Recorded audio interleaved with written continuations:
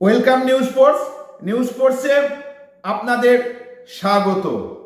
আজকে মোহনবাগান তাদের দুরান্ট অভিযান শুরু করেছে। আজকে মোহনবাগান এই মুহূর্তে মোহামেডানের বিপক্ষে 2-1 গোলে এগিয়ে আছে। প্লিজ চ্যানেলটা সাবস্ক্রাইব করুন, লাইক করুন ও শেয়ার করুন।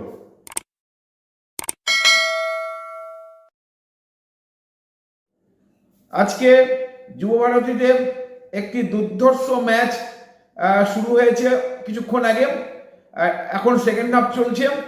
ফার্স্ট হাফে 22 মিনিটে লিস্টন কোলাসোর একটি ডাইরেক্ট ফ্রি কিক থেকে মোহনবাগান 1-0 গোলে এগিয়ে যায়। মোহনবাগানের সম্পূর্ণ স্বদেশি একাদশ, মোহামেডানেরও সম্পূর্ণ স্বদেশি একাদশ, এই নিয়ে খেলা চলছিল। মোহনবাগান দুর্ধর্ষ খেলছিল। এর মধ্যে ফার্স্ট হাফ 1-0 গোলেই মোহনবাগান এগিয়েছিল। সেকেন্ড হাফে 50 মিনিটে অ্যাশলে মোহামেডানের হয়ে 1-1 শোধ করে। এরপরে আবার 62 মিনিটে মোহনবাগান সুহেল ভাটের গোলে 2-1 গোলে এগিয়ে যায়। এই মাত্র খবর অনুযায়ী ঠিক এখনই জাস্ট এখন 63 মিনিট খেলা চলছে।